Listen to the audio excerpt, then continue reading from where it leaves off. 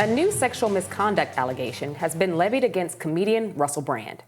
Per CBS News, a fifth woman came forward Thursday claiming Brand exposed himself to her at a Los Angeles office in 2008, then proceeded to laugh it off in his BBC radio show.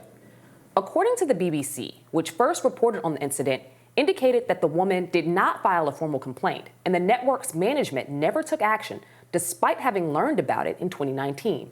They did tell CBS News they're going to investigate it. Since the several accusations made against Brand, several companies have severed ties with him. His talent agency, Tavistock Wood, a women's charity, as well as tour promoters have terminated their relationship with the comedian. Several YouTube sponsors also said they won't work with him. Rising has reached out to Russell Brand and his team for comment, but have not yet heard back. These allegations are pretty disturbing. The New York Times apparently started an investigation into Brand. I don't know if someone tipped them off or they had a source, but they reached out to these four women who then told them that they had been sexually assaulted or harassed by him.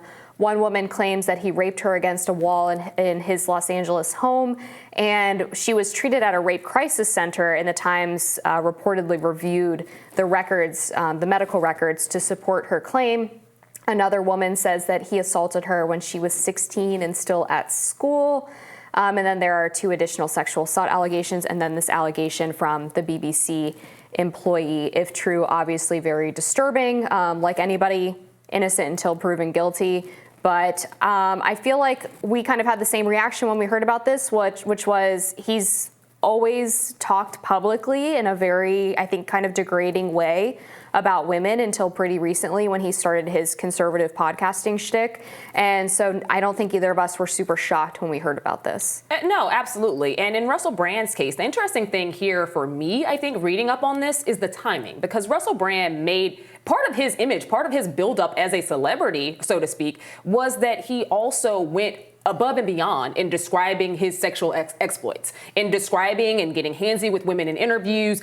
There's one actress that he bounced on his lap in a late night TV show, and she looked completely uncomfortable the entire time. This is a guy who talked about his sexual prowess, who talked about his aggression towards women, and honestly, media laughed it off. He became more and more famous the more aggressive his sexual exploits happened to be. So my thing here is, like, much of these allegations aren't necessarily something that is groundbreaking, to be honest. This is a guy who sat down and had conversation with multiple journalists years ago about the things that he would do to women, and people just laughed it off. It was kind of like he's part of this good boys club, and this is how masculine men act, and it made him more sexy, I guess. His appeal went up. We saw his face on covers of magazines. At the time, I was an undergrad, and I thought that he was a creep, because who says this? Who does these things? And it's interesting to see that it's all come to light now, or it's come to prominence now, in a way that a few years ago, when he was actually engaging in this behavior, people were cheering him on. They weren't deriding him for being extra inappropriate and for things up to and including sexual assault.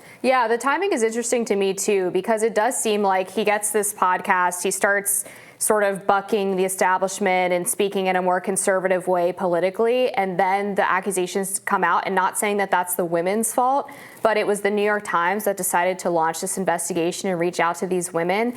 And it just seems like kind of gross to me that sometimes we go after people based on what their politics are and not because we particularly want justice for the women. Like, I don't feel like the women's experiences or their accusations were really centered in this. It was more about Russell Brand is saying things we don't like, let's go get him. And I think that's kind of backed up by the fact that the Culture, Media and Sport Committee from the British government sent a letter to Rumble demanding that they take down his videos, saying, "I'm writing concerning the serious allegations regarding Russell Brand in the context of his being a content provider on Rumble with more than 1.4 million followers." They go on to ask them to take down his content and to demonetize it. And that coming from a government organization is very concerning to me from a free speech perspective. Again, this guy hasn't been charged with anything. He hasn't been convicted of anything. We can analyze and evaluate the allegations however we see fit. But to go ahead and have the government trying to make this guy, unable to make money off of his views or his videos, I think is pretty disturbing. If private actors want to do that, that's a different conversation. And Rumble responded in, I think, was the correct way, which is they said that this was an extremely disturbing letter.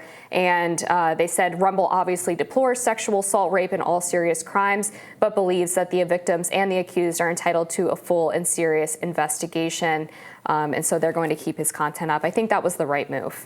No, I actually agree with you, and I know that that's rare. I agree with you on that because I think that there's a pattern here, and I've never been one to say, okay, just because someone was accused of something, even though his looks a little shaky, even though someone's accused of something, they have not been convicted of said thing. And removing his content, which has nothing to do with anything sexually explicit. It's not like this is content that it may not be my groove. It may not be something that, if you're not conservative leaning or ultra conservative that you're interested in, but that's no reason to basically take someone off of a platform. But I would argue that this is not something that is only partisan because, as you can probably recall, during the last Super Bowl season, there was an NFL Hall of Famer who was supposed to be speaking and basically working a lot of networks around the Super Bowl, and he was accused of basically sexual harassment in a hotel lobby. And once the video came out, he basically, negated the argument the entire time. He denied it. Video comes out. He absolutely did nothing. And there were witnesses there who also said that he did nothing. But instead of waiting for that process to play out, they stripped the man of all of his engagements around the Super Bowl. And now he is suing networks. He's also suing the NFL. So I think that what we're seeing here is a pattern of individuals who kind of jumped the shark a little too far in my estimation of Me Too. Yes, these women, at least in Russell Brand's case, may have allegations that are 100% true. We've seen some of the text messages, they've been released. It looks real shady for this man.